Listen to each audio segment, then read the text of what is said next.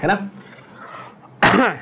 सो सारे आइसोमर्स हो गए, इरेंशोमर, एपीमर, एनोमर, सब done, structure done of glucose and fructose. अभी भी मैंने डाइसैकेराइड के स्ट्रक्चर नहीं बताए, पर डाइसैकेराइड अब एक बार ग्लूकोज फ्रुक्टोज समझ गया तो डाइसैकेराइड इजी है, वो फटाफट हो जाएगा अपना। अब जरा आ जाते हैं हम लोग एमओपीज और केमिकल रिएक्शंस ऑफ ग्लूकोज पे, जैसे हर ऑर्गेनिक के चैप्टर में होता है। ऑफ कोर्स बहुत ही स्टैंडर्ड तरीके से इसको हम लोग स्टैंडर्ड फॉर्मेट में करेंगे, ग्लूकोज का क्या MOPs as well as chemical reactions. चलो तो सबसे पहले हम लोग देख लेते हैं कि भाई ये नेचर में free as well as combined state में मिलता है आपको ग्लूकोज। इन प्रैक्टिकलिटी अगर हम लोग देखें in the laboratory as well as at the industrial level, ठीक है, तो glucose is obtained either from sucrose और फ्रॉम स्टार्च। ठीक है, तो पहला जो है एमओपी ग्लूकोज का वो है बाय यूजिंग सुक्रोज। ना बच्चों आपको याद होगा मैंने ये क्लियरली समझाया था और सिखाया था आपको कि सुक्रोज के अंदर, सुक्रोज एक डाइसैकेराइड है, उसके अंदर दो कौन से मोनोसैकेराइड्स होते हैं, एक ग्लूकोज होता है, एक फ्रुक्टोज होता है, करेक्ट। तो मैं अगर शुगर लूं और मैं उसको हाइड्रोलाइज कर दूं, यानी पानी के साथ में उसको हीट कर दूं, तो क्या हो जाएगा, वो ब्रेक हो जाएगा इनटू ग्लूकोज एंड फ्रुक्टोज। बोलो यस और नो। बस यही प्रिंसिपल आपका सिंपल प्रिंसिपल यूज होता है इन द लेबोरेटरी। तो ये एट लेबोरेटरी लेवल है ना, इन द लैब, ऐसा आप लिख के रखना। ग्लूकोज आपको लैब में बनाना है तो आप सुक्रोज से जनरली बना लेते हो फटाफट। कैसे बनाते हो भाई, तो sucrose is hydrolysed bye warming with dilute HCl और dilute H2SO4 for about 2 hours.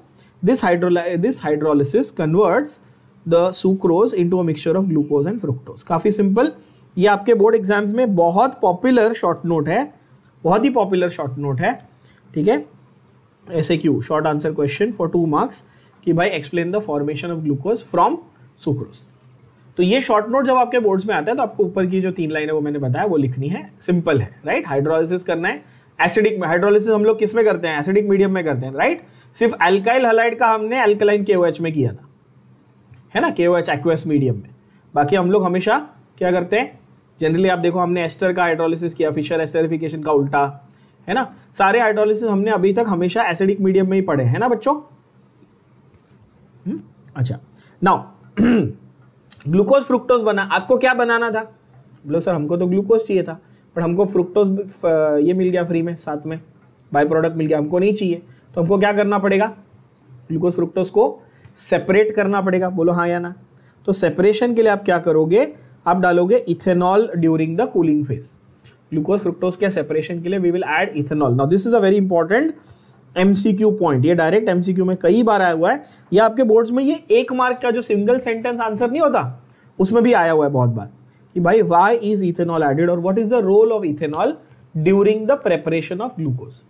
ठीक है, तो उसके लिए क्या है भाई, ग्लूकोज जो है वो अल्कोहल में सॉल्युबल नहीं है, जबकि फ्रुक्टोज सॉल्युबल है। तो ग्लूकोज सॉल्युबल नहीं है तो क्या होगा, उसको ग्लूकोज क्रिस्टलाइज हो जाएगा। Glucose being almost insoluble in alcohol will crystallise first and therefore the solution can be filtered and to obtain crystals of glucose। ठीक है, जो ब्लू में एक लाइन मार्क की है वो बहुत इंपॉर्टेंट है, क्या है, इथेनॉल ऐड करते हो आप, राइट। किस लिए, अल्कोहल या इथेनॉल आप जनरली ऐड करते हो to separate the glucose from the fructose. ठीक है बच्चों, सिंपल रिएक्शन तो बहुत ही आसान है, ये तो इसमें कुछ लिखने की जरूरत ही नहीं है। Sucrose gives glucose plus fructose, right. Please remember मैंने एरो पे यहाँ पे H+ यानी कि एसिडिक मीडियम लिखा हुआ है, स्लाइड हीटिंग है फॉर 2 hours। यस। अच्छा एक बात बताओ, आपने एसिडिक मीडियम ले लिया, ग्लूकोज बन गया, आपने इथेनॉल डाला, ग्लूकोज क्रिस्टलाइज हुआ, पर अभी भी क्या है, ऐसा पॉसिबिलिटी कि एक्सेस एसिड रहेगा मीडियम में, ऐसा पॉसिबिलिटी है ना। समझा, आपने एसिडिक लिया मीडियम ना, तो आपने उसमें HCl या क्या डाला था, H2SO4 है ना, वो डाला था, तो पॉसिबिलिटी है कि कुछ एसिड थोड़ा बहुत रह गया हो मीडियम में, तो उसको न्यूट्रलाइज करने के लिए इन मोस्ट केसेस आप बेस भी ऐड करते हो अगर एसिड एक्स्ट्रा रह गया है तो। क्या ये बात समझ पा रहे हैं आप लोग, यस, बट वो मेंशन नहीं वहां पे, वो ठीक है। नेक्स्ट है हमारा ग्लूकोज फ्रॉम स्टार्च, तो ये आप क्या लिखेंगे, आप लिखेंगे इसको एट कमर्शियल स्केल। क्या लिखेंगे यहाँ पे, तो लैब में अलग है और कमर्शियल स्केल पे अलग है, बड़े स्केल पे है ना। लार्ज स्केल पे अगर अपने को चाहिए, इंडस्ट्रियल स्केल, कमर्शियल स्केल, है ना, लार्ज स्केल, तो उसके अपने को क्या चाहिए, स्टार्च से बनाने का। क्यों भाई, सीधी बात है, स्टार्च में क्या है, पॉलीसैकेराइड, अपने को पता है N मॉलिक्यूल्स है ना, तो स्टार्च में अगर मैं n मॉलिक्यूल्स वाटर ले लूँ और सेम फंडे यूज करूँ, क्या एसिडिक मीडियम में हीट करना, तो मेरे को क्या मिलेगा, मेरे को n मोल्स ऑफ ग्लूकोज मिल जाएगा। क्या ये बात बहुत ही ज़्यादा सिंपल हो गई? Commercially glucose is obtained by hydrolysis of starch by boiling with dilute sulphuric acid under 2 to 3 atmosphere pressure. मतलब ये बहुत बचकान चीज़ है, ठीक है, सीधा सिंपल याद रखो। मैं रिएक्शन लिख भी नहीं रहा, मार्क करो। स्टार्च में तो सिर्फ ग्लूकोज होता है बच्चों, है कि नहीं, तो इसलिए आपको directly n moles of glucose मिल जाएगा। ठीक है, मैंने पॉलीसैकेराइड्स में अच्छे से एक्सप्लेन किया था आपको कि स्टार्च का हम लोग फॉर्मूला कैसे लिखते थे, glucose minus water n times, तो बस उसका उल्टा कर दिया ना, अभी स्टार्च प्लस वाटर कर दिया, आपको ग्लूकोज मिल जाएगा, सिंपल एकदम। ओके, अब हम लोग देखते हैं कि भाई केमिकल, तो ये तो दो हो गया एमओपीज, बहुत सिंपल बहुत इजी, दो रिएक्शन खत्म एमओपीज, एक लैब में एक इंडस्ट्री में, डन एंड डस्टेड। नेक्स्ट आते हैं स्ट्रक्चर एंड प्रॉपर्टीज पे। स्ट्रक्चर एंड प्रॉपर्टीज पे सबसे पहली बात, ग्लूकोज इज एन एल्डोहेक्सोज। आप बोलोगे हमको पता है, नया कुछ बताओ। अल्डिहाइड है, हाँ 6 कार्बन है, हाँ अल्डोहेक्सोज। ओके, सो इट कंटेन्स, अब ध्यान से ये देखना, ये अगेन एमसीक्यूज में कई बार क्वेश्चन आया हुआ है, खास करके आप प्रीवियस ईयर क्वेश्चन उठा के देखो, पीवाईक्यूज अगर आप उठा के देखो कोई भी एंट्रेंस एग्जाम के, नीट जेईई सीईटी, तो ये वाला क्वेश्चन बहुत बार आया हुआ है। जरा देखते हैं क्या बोलता है वो स्ट्रक्चर को। Glucose molecule contains 1 aldehyde, aldehyde is what, nothing but formyl, aldehyde is what group, aldehyde का दूसरा नाम हमने फॉर्माइल लिखा है ना, बोलोगे हाँ सर CHO ग्रुप है ना, तो एक अल्डिहाइड है वो फॉर्माइल ही है बेसिकली। जो रिमेनिंग 5 है उसमें हर एक पे एक एक हाइड्रोक्सिल है, तो टोटल कितने हुए, 5 हाइड्रोक्सिल ग्रुप्स हुए। 5 कितने हुए, हाइड्रोक्सिल ग्रुप्स हो गए। आप बोलोगे ठीक है, 6 carbon atoms in 1 straight chain. एक स्ट्रेट चेन मतलब कौन सा प्रोजेक्शन, हैवर्थ या फिशर? फिशर, ओपन चेन है ना, राइट। एंड एक चीज जो यहां पर मिसिंग है, बट आप लोग इसको ऐड कर देंगे, 6 हाइड्रोजन, तो ऑफ कोर्स मेरा आपको ऐड ये करना है कि प्राइमरी अल्कोहल कितने और सेकेंडरी अल्कोहल कितने। देखो बच्चों, प्राइमरी OH ग्रुप कितने है, प्राइमरी OH ग्रुप 1 है, और सेकेंडरी OH ग्रुप कितने, सेकेंड, थर्ड, फोर्थ, फिफ्थ, मतलब 4। टोटल OH ग्रुप कितने, 5। क्या आप ये बात समझ पा रहे हैं मैं क्या बोल रहा हूं? टोटल 5 OH ग्रुप है, उसमें से 1 प्राइमरी है और 4 सेकेंडरी है बच्चों, है ना।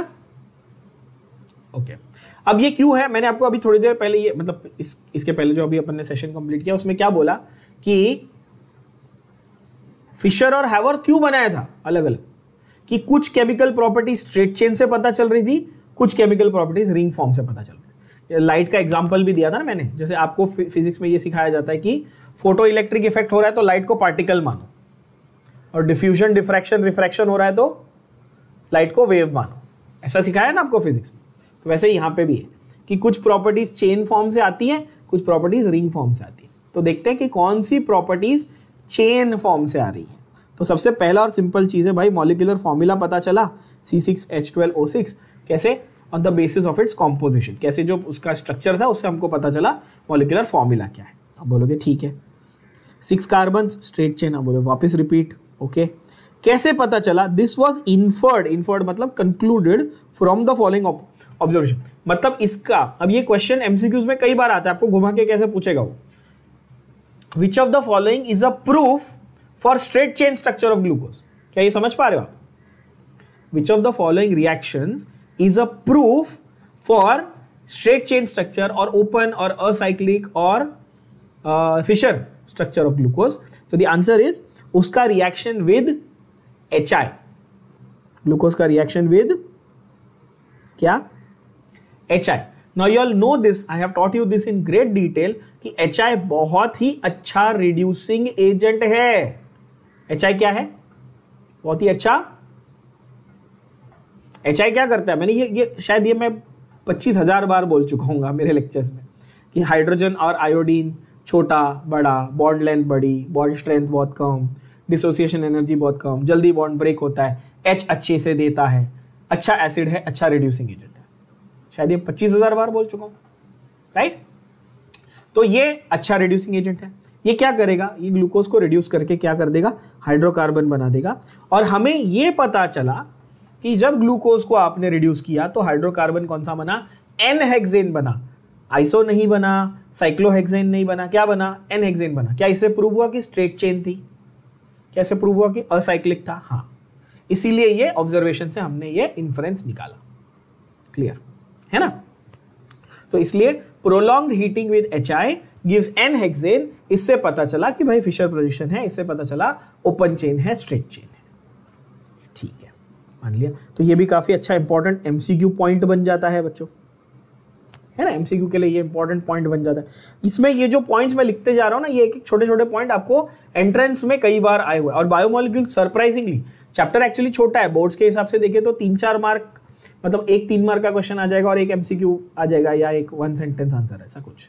ठीक है, बोर्ड्स के थियरी में इतना नहीं है, बट एंट्रेंस में शॉकिंगली इंपॉर्टेंट है ये चैप्टर।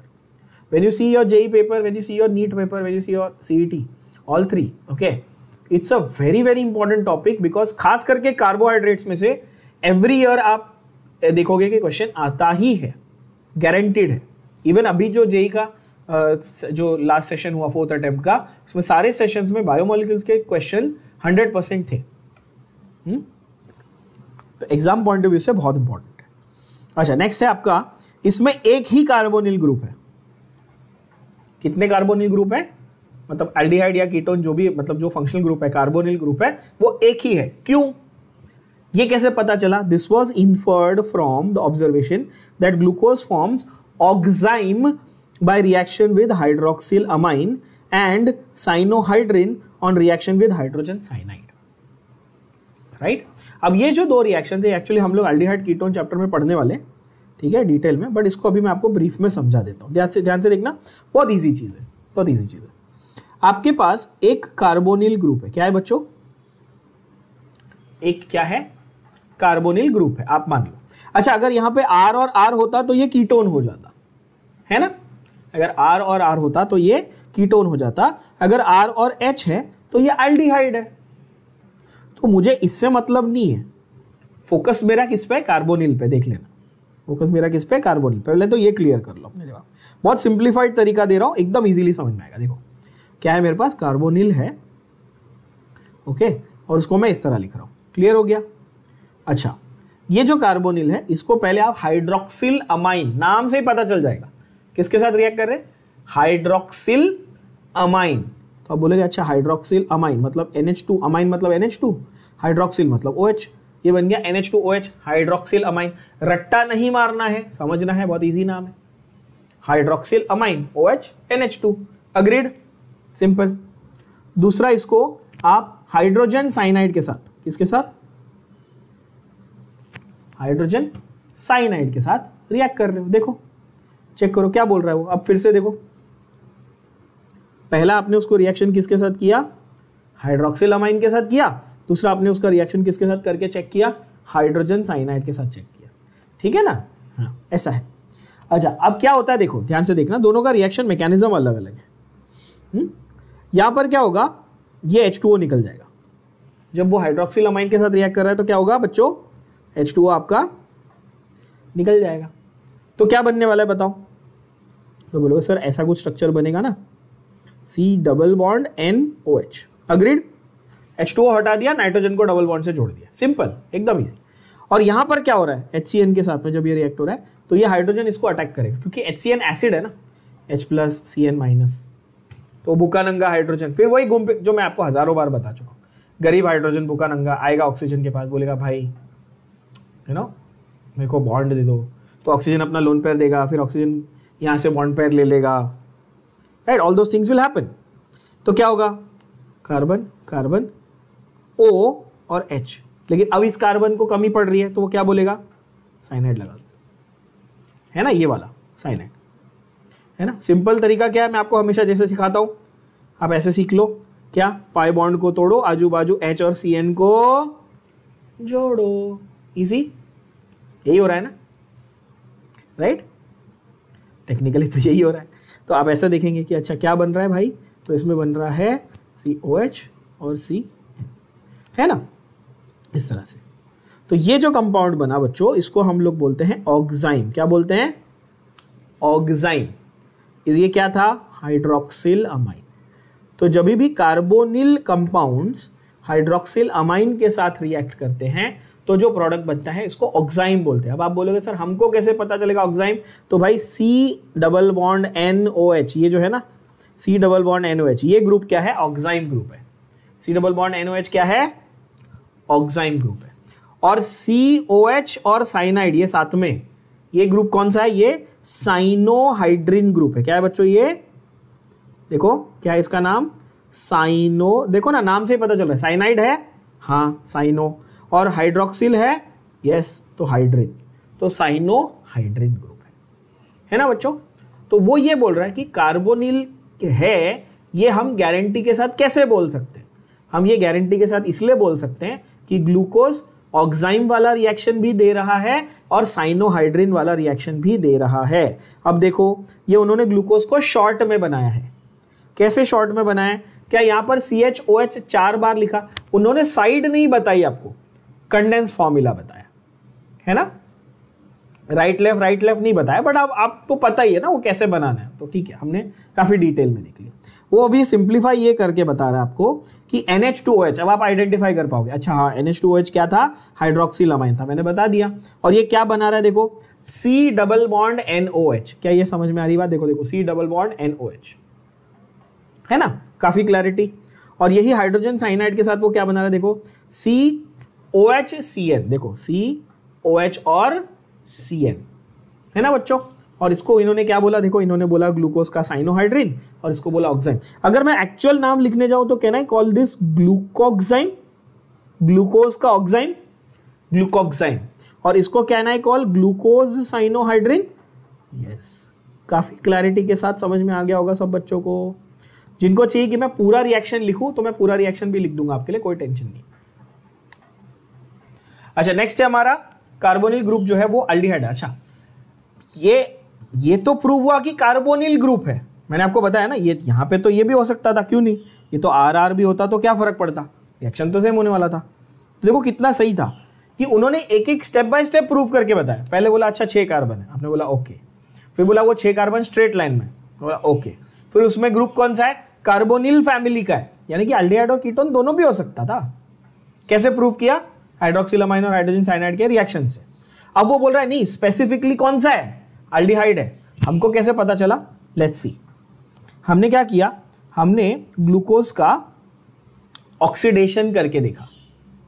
क्या करके देखा, ग्लूकोज का ऑक्सीडेशन करके देखा। और हमें ये बात तो पता है बच्चों, सबको मालूम है ये कि अल्डिहाइड इजीली ऑक्सीडाइज होकर एसिड बना देता है और कीटोन का जल्दी ऑक्सीडेशन नहीं होता। ये मैंने आप लोग को अल्कोहल फिनॉल चैप्टर में भी सिखाया है भाई, primary alcohol to aldehyde, aldehyde to acid, secondary to ketone, but ketone का जल्दी ऑक्सीडेशन वो रेजिस्ट करता है ना, नहीं होता उसका ऑक्सीडेशन। तो यहां पर वो आसानी से ऑक्सीडाइज होकर एसिड बना रहा था, तो इसलिए हमको तुरंत पता चला अच्छा इसके अंदर क्या है, अल्डिहाइड है। क्या ये काफी आसानी से समझ में आ गई बात। देखो तो ये बोलता है this was inferred from what, from the observation that glucose immediately gets oxidised to a 6 carbon monocarboxylic acid called gluconic acid on reaction with bromine water. Bromine water के रिएक्शन मैंने आपको शान रिएक्शन जो हमने किए ना उसमें करवाया मैंने, ब्रोमीन एंड ब्रोमीन वाटर। जब एक्सेस होता है तो मैं उसको ब्रोमीन वाटर बोलता था, याद होगा आपको, एक्सेस जैसे ट्राई ब्रोमो वाला बनता था अपना, है ना। अगर याद नहीं है तो कोई बात नहीं, वापस रिवाइज करेंगे उसको। फिलहाल ये समझो कि ब्रोमीन वाटर जो है वो माइल्ड ऑक्सीडाइजिंग एजेंट का काम करता है। ब्रोमीन क्या करता है, माइल्ड ऑक्सीडाइजिंग एजेंट। अच्छा वैसे in general halogens oxidising agents होंगे क्योंकि वो इलेक्ट्रॉन खींच रहे ना, तो तुमसे इलेक्ट्रॉन लेके जाएंगे तो तुमको ऑक्सीडाइज ही करेंगे ना यार, वो तो सीधी बात है, हाईली इलेक्ट्रोनेगेटिव होते सबको मालूम है। तो खैर, तो ब्रोमीन वाटर जो है ये माइल्ड ऑक्सीडाइजिंग एजेंट है। Even a mild oxidising agent is able to oxidise it. तो इससे क्या पता चला कि इसमें ग्रुप कौन सा था बच्चों, मैं सिर्फ अल्डिहाइड ग्रुप को देखो मार्क किया है और क्या बन गया, ग्लूकोनिक एसिड, है ना। क्या बन गया, ग्लूकोनिक एसिड बन गया, राइट। अब आपने एक चीज नोटिस आई होप सबने करी होगी कि सर ये अल्डिहाइड ऑक्सीडाइज हुआ, ये प्राइमरी अल्कोहल भी तो ऑक्सीडाइज हो सकता था ना, क्यों नहीं। तो ब्रोमीन क्या करता है कि वो माइल्ड है ना, तो वो एक ही स्टेप करता है ऑक्सीडेशन का, ऐसे याद रखोगे। ब्रोमीन क्या है, माइल्ड है। ब्रोमीन स्मार्ट नहीं है, स्मार्ट ऑक्सीडाइजिंग एजेंट तो हमारे वो था पीसीसी एक्चुअली स्मार्ट हम लोग वर्ड यूज करते थे LiAlH4 के लिए, स्मार्ट रिड्यूसिंग एजेंट था वो, है ना। उसको पता था इसको छोड़ो, इस डबल बॉन्ड को अटैक मत करो, फंक्शनल ग्रुप को अटैक करो, है ना। बट ऑक्सीडाइजिंग एजेंट में हम माइल्ड वर्ड यूज करेंगे। तो ये माइल्ड है, तो ये क्या बोलता है भाई, एल्डिहाइड से एसिड का मेरे को एक स्टेप में मेरा काम हो रहा है, तो मैं जाऊंगा। मैं प्राइमरी अल्कोहल से एल्डिहाइड फिर एसिड वहां तक नहीं जाऊंगा, क्योंकि मैं स्ट्रॉन्ग ऑक्सीडाइजिंग एजेंट नहीं हूं, राइट। तो इससे तुरंत आपके दिमाग में एक बहुत लॉजिकल स्टेटमेंट आएगी बच्चों। तो एक लॉजिकल स्टेटमेंट ये आएगी आपके दिमाग में कि अच्छा, अगर मैं स्ट्रॉन्ग ऑक्सीडाइजिंग एजेंट ले लेता तो एल्डिहाइड का एसिड तो बना, प्राइमरी अल्कोहल का भी एल्डिहाइड और फिर एसिड, मतलब पूरा ऑक्सीडेशन, तो दोनों साइड पे एसिड बन सकते थे। कब? जब मैं थोड़ा स्ट्रॉन्ग ऑक्सीडाइजिंग एजेंट लेता था। क्या दिमाग में, ये दिमाग में थॉट समझ में आया कि मैंने क्या बोला? अच्छा, जब एक ही ऐसा, जब सिर्फ एल्डिहाइड का एसिड बना है ना, उसको बोलते हैं ग्लूकोनिक एसिड। जब दोनों साइड पे बन जाता है ना, उसको बोलते हैं सैकरिक एसिड। क्या बोलते हैं बच्चों? क्या बोलते हैं? सैकरिक एसिड। अब वो भी दिखाता हूं आपको तो अच्छे से समझ में आएगा कि भाई ये आखिर है क्या। देखना, बहुत मस्त चीज है। अभी ग्लूकोज मैं बार बार बनाऊंगा ताकि आपके दिमाग में एकदम छप जाए, मतलब गलती करने का स्कोप ही नहीं छोड़ूंगा। ग्लूकोज में क्या था? CH2OH, CHO, OH, H, OH, H, OH, H, D form है इसलिए OH, ये इधर। मतलब ये इतनी बार बना लो कि समझ में आ जाए, मतलब it should become a reflex for you, है ना। अच्छा, अब यहां पर वो क्या बोल रहा है बॉस कि इसको आपने ट्रीट करा किसके साथ? ब्रोमीन वाटर के साथ। किसके साथ ट्रीट किया आपने? ब्रोमीन वाटर के साथ ट्रीट किया, ठीक है बच्चों। ये रहा, तो ये आपने ट्रीट किया और ये एल्डिहाइड ग्रुप का क्या बन गया? एसिड ग्रुप बन गया। बोलेंगे ठीक है भाई, तो इसका नाम क्या रखा था हमने? ये था ग्लूकोज और ये था ग्लूकोनिक एसिड, ये ग्लूकोनिक एसिड। बोलेंगे ठीक है। और अगर मैं स्ट्रॉन्ग ऑक्सीडाइजिंग एजेंट लेता तो मेरा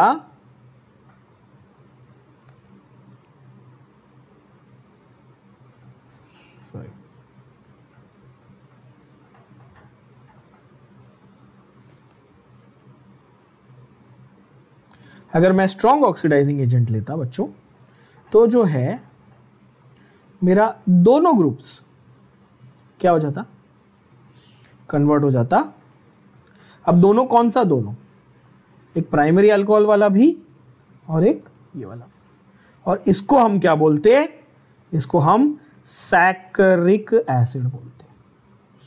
इसको हम बोलते हैं सैकरिक एसिड। काफी क्लियर। अब यहां पर हमने माइल्ड में कौन सा लिया था? माइल्ड में हमने लिया था ब्रोमीन, Br2, Pr वाटर लिया था, ब्रोमीन वाटर, हाँ भैया, ब्रोमीन 2 इन वाटर, है ना। और यहाँ पर हम KMNO4 ले सकते थे, K2Cr2O7 ले सकते थे, है ना। कोई भी जो स्ट्रॉन्ग हमको मालूम है ना, KMNO4, K2Cr2O7 सबको मालूम है, वो ले सकते थे आप। ठीक है बच्चों।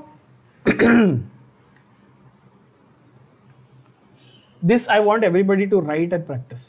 चलो, तो हमने क्या किया, एक एक एक्सपेरिमेंट करते गए या एक एक रिएक्शन करते गए और एक एक प्रॉपर्टी उसकी डिफाइन करते गए। तो उसके पास एल्डिहाइड ग्रुप है, ये हमने इससे प्रूव किया कि उससे ग्लूकोनिक एसिड बना था। Okay, and last thing is कि ग्लूकोज में 5 हाइड्रोक्सिल ग्रुप है। देखो पॉलीहाइड्रोक्सी है, ये तो ठीक है, हमने वो तो डिफाइन ही किया था ना स्टार्टिंग में कि पॉलीहाइड्रोक्सी है, बट एग्जैक्टली कितने हाइड्रोक्सिल ग्रुप है ये हमको कैसे पता चलेगा, है ना। तो ये उन्होंने एक रिएक्शन किया ग्लूकोज का, किसके साथ? एसिटिक एनहाइड्राइड के साथ। ग्लूकोज का रिएक्शन किसके साथ किया था बच्चों? एसिटिक एनहाइड्राइड के साथ। And they found that the product that was formed was glucose penta acetate, यानी कि उसमें 5 एसिटेट ग्रुप लगे थे। क्या लगे थे? 5 एसिटेट ग्रुप लगे थे। तो उससे उनको इमीडिएटली क्या समझ में आया कि बॉस, बिकॉज पेंटा एसिटेट बना है तो 5 OH ग्रुप रहेंगे, क्योंकि एसिटिक एनहाइड्राइड 5 OH ग्रुप के साथ रिएक्ट करके 5 एसिटेट ग्रुप बनाया रहेगा। तो तुरंत ये क्लियर हुआ कि अच्छा ये जो 5 हाइड्रोक्सिल ग्रुप्स हैं ये प्रेजेंट है, और बिकॉज ग्लूकोज स्टेबल है तो हमारा अजम्पशन ये था कि भाई 5 ग्रुप 5 अलग अलग कार्बन को बॉन्डेड है।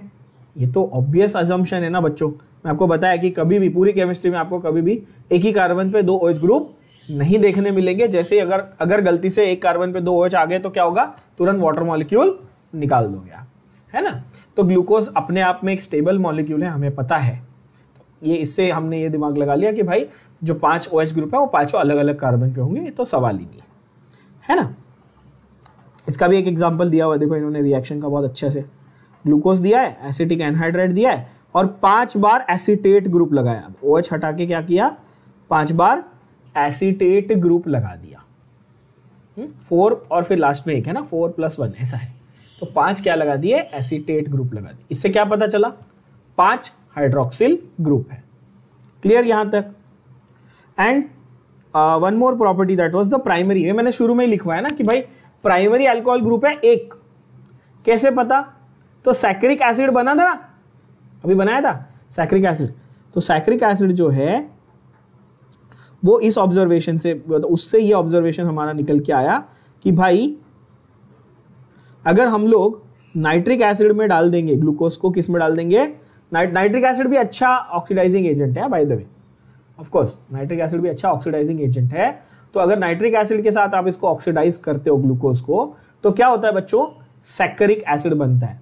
और ये मैंने थोड़ी देर पहले अभी कहा भी ना कि ग्लूकोनिक को भी करोगे तो भी बनेगा। ग्लूकोनिक लिया आपने, ग्लूकोनिक लिया या डायरेक्ट ग्लूकोज लिया, दोनों नाइट्रिक एसिड के साथ क्या दे रहे थे, सैकरिक एसिड दे रहे थे। क्या दे रहे थे, नाइट्रिक एसिड के साथ दोनों क्या दे रहे थे, सैकरिक एसिड। इससे यह प्रूव हो रहा था कि ग्लूकोज के पास एक प्राइमरी अल्कोहल ग्रुप है, एक प्राइमरी अल्कोहल ग्रुप है। ठीक है बच्चों, तो ये भी क्लैरिटी आ गई आपको कि हाँ भाई प्राइमरी अल्कोहल ग्रुप। अच्छा कुछ बच्चे ना, मैंने ये देखा है, मैं क्लियर कर दूं, यू माइट सम, जिनको आता है वो they might find it weird, but मैंने आपको डाई कार्बोक्सिलिक एसिड में एडिपिक एसिड पढ़ाया था पॉलीमर्स चैप्टर में, है ना। और यहां पर भी डाई कार्बोक्सिलिक एसिड में सैकरिक है। हाँ, दोनों डाई कार्बोक्सिलिक लिखा है, ऑब्वियसली दोनों बहुत अलग अलग हैं, दोनों डाई कार्बोक्सिलिक की कैटेगरी में आते हैं, बट बच्चे कंफ्यूज हो जाते हैं, इसलिए मैं आपको क्लियर कर दूं। एडिपिक क्या था बताओ, COH और CH 4 बार और फिर ये, मतलब कि उसमें बीच में OH ग्रुप नहीं लगे हुए थे, है ना। 6 कार्बन इधर भी थे, 6 कार्बन इधर भी है, देखो, इसलिए क्लियर कर देता हूं, नहीं तो आप कंफ्यूज हो। इसमें OH ग्रुप है 4 बार, है ना। डिफरेंस समझ में आ रहा है ना बच्चों, सैकरिक और एडिपिक में। हाँ, तो ये गड़बड़ नहीं करना। हाँ, CH2 और बेंजीन के ऊपर 2 लगा दिया तो वो तो थैलिक, फिर आइसोथैलिक, है ना, टरथैलिक वगैरह वो सब वो बनता है ना। तो ये ध्यान देना कि 6 कार्बन ही है, पर ऑब्वियसली सैकरिक और इसमें जमीन आसमान का फर्क है भाई, एडिपिक और सैकरिक में। हाँ, एडिपिक का ग्लूकोज से कोई लेना देना नहीं है, ठीक है, ये समझ लेना। सैकरिक ये रहा। पहले एक छोटी सी समरी लिख देते हैं आपके रिवीजन के लिए, जब आप रिवाइज करोगे चैप्टर को तो आपको समरी बहुत अच्छे से काम आएगी। समरी फॉर ग्लूकोज, है ना। तो क्या क्या प्रॉपर्टी थी और कैसे कैसे पता चली, एक छोटी सी समरी लिख देते हैं, एमसीक्यूज में बहुत काम आएगी। जैसे कि 6 कार्बन की स्ट्रेट चेन है, ये कैसे पता चला था, तो forms N hexane with HI, है ना, इससे पता चला था ना। HI के साथ N हेक्सेन बनाया था तो 6 कार्बन की स्ट्रेट चेन है, ऐसा पता चला था। ये समझ में आ रहा है मैं कैसे लिख रहा हूं, this was found because of this, क्योंकि ऐसे बहुत सारे हैं ना, इसलिए मेरे को चाहिए कि आप लोग एक जगह लिख लो सब, ताकि आपको आसानी हो जाए याद करने में। और आपकी एनसीईआरटी में भी आपको एज इट इज यही सेम टू सेम लाइंस मिलेगी, same to same, line by line same है, कुछ भी अलग नहीं दिया। अच्छा, तो 6 कार्बन की स्ट्रेट चेन है, N हेक्सेन विद HI बना रहा है, ठीक है। फिर 5 OH ग्रुप है, ये कैसे पता चला था, तो forms penta acetate, forms penta acetate with acetic anhydride, है ना, ये भी लिख के रख लो, ठीक है। देन कार्बोनिल ग्रुप है, ये कैसे पता चला, तो फॉर्म्स ऑक्साइम विद हाइड्रोक्सिलामाइन H2NOH, ऐसा लिख दूं, समझ जाओगे, hydroxylamine, and forms cyanohydrin with hydrogen cyanide, ये भी सही है, समझ में आ गया होगा, ठीक है। अच्छा, तो ये कार्बोनिल ग्रुप है। फिर एल्डिहाइड ग्रुप है, ये कैसे समझा,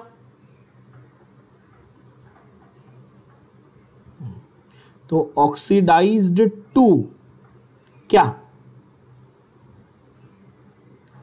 gluconic acid with,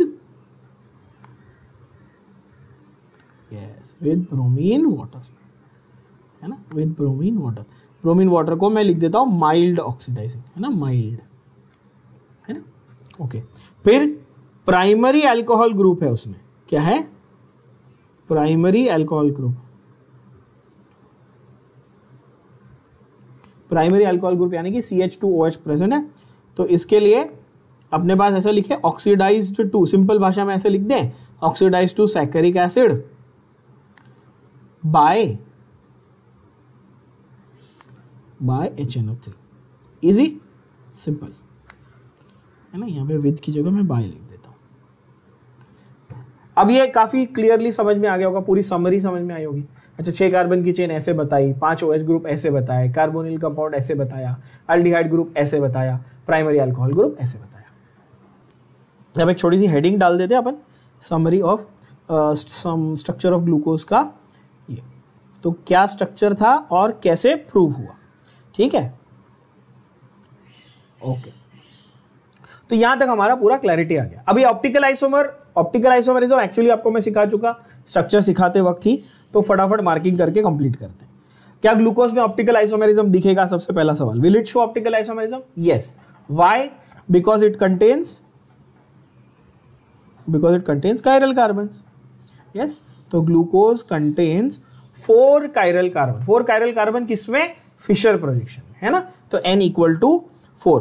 You have learnt that every chiral carbon can have 2 distinct special, have you learnt that, have I taught you, yes, है ना, you have learnt that every chiral can have 2 distinct arrangements, जिनको हम लोग dextro और लीवो बोलते हैं। इसी को हम लोग स्टीरियो आइसोमर के अंडर पढ़ते थे, तो इसलिए स्टीरियो स्ट्रक्चर पॉसिबल है ग्लूकोज के बहुत सारे। कितने स्टीरियो स्ट्रक्चर पॉसिबल है देखो, तो n number of chiral carbon रहेंगे, तो 2 raise to n number of optical isomers या स्टीरियो स्ट्रक्चर्स पॉसिबल हैं।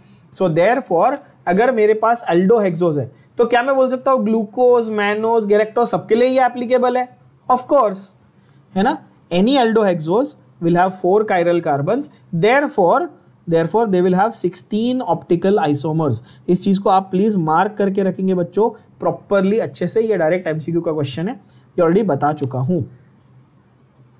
Okay, now Hermann Emil Fischer, मैंने कहा था ना, ये एमिल फिशर का नाम मैंने बहुत बार बताया, Fischer esterification, Nobel laureate, very very very very famous guy, okay, he determined the configuration of the 4 chiral carbon. He was the one who gave us this entire idea, and that is why in his honor we call it the Fisher projection, right?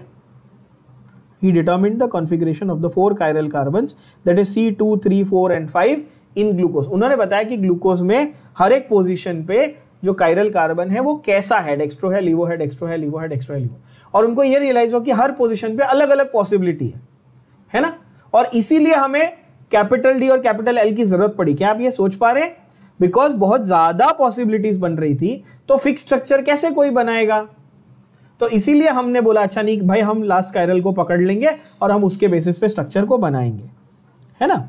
So therefore we understood the Fischer projection of glucose and gluconic acid and saccharic acid. ये तीनों हमें Fisher के projection की वजह से ही समझ में आए। और आप नोट करिएगा बच्चों सब लोग कि यहाँ पर 5th पे OH कहाँ है, राइट साइड, तो ये D था, यहाँ पर भी मेंटेन्ड है, आप देखो यहाँ पर भी मेंटेन्ड है, कुछ भी चेंज नहीं किया ना, तो सब डी ग्लूकोज से तो डिराइव किया था, सबका सब डी ग्लूकोज से ही डिराइव किया हुआ था।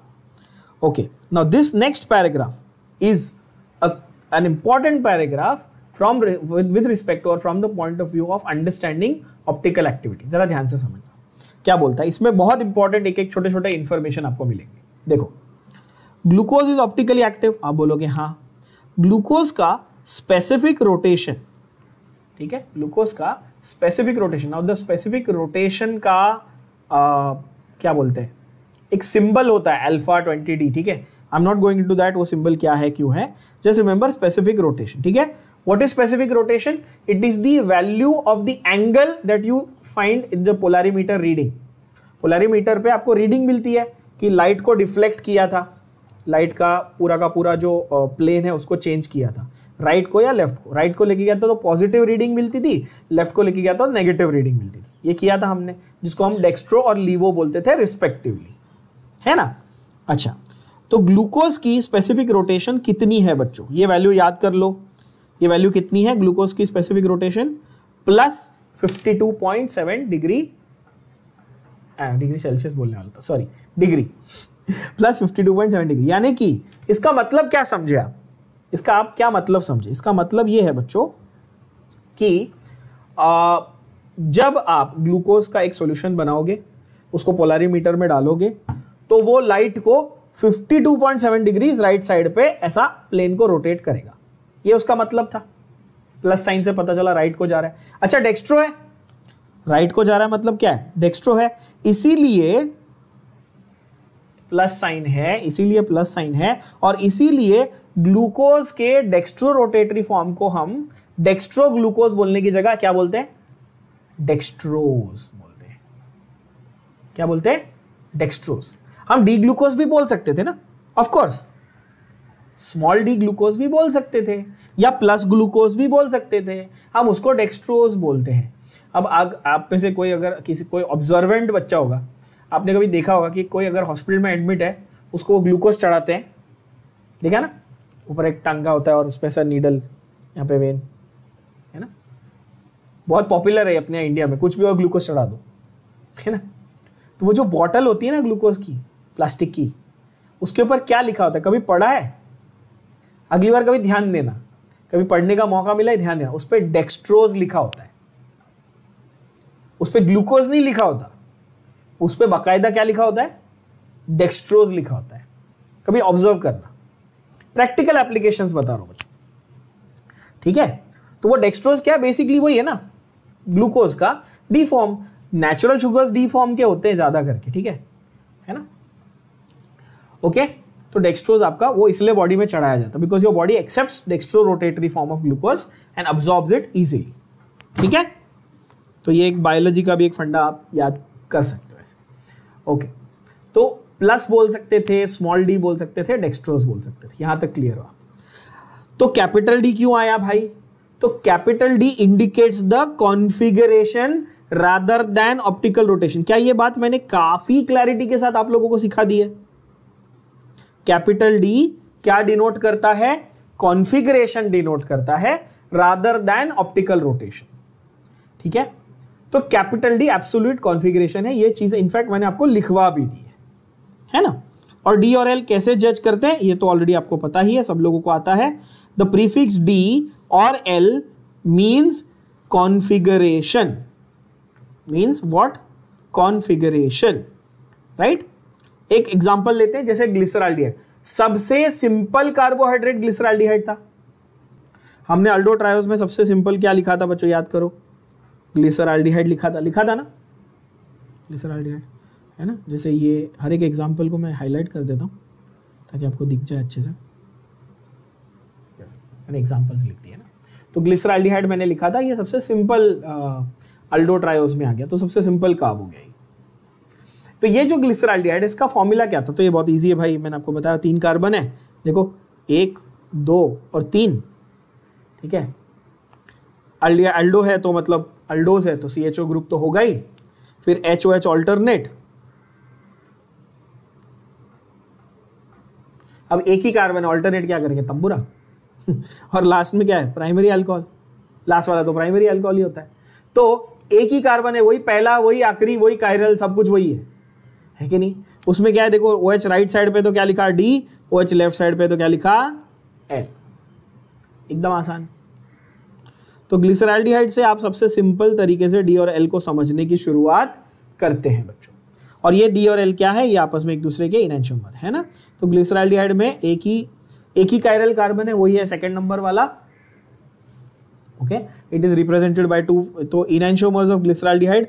ये आपको बिलीव नहीं होगा बट इतना स्टूपिड चीज आपके बोर्ड एग्जाम में SAQ में आया हुआ है, आप चेक कर सकते हो, और ये आने के चांसेस भी बहुत हाई हैं। आपके बोर्ड्स में 2 मार्क का SAQ आता है, एक्सप्लेन इनैंशियोमेरिज्म इन ग्लिसरॉल्डिहाइड, ऐसा आता है क्वेश्चन।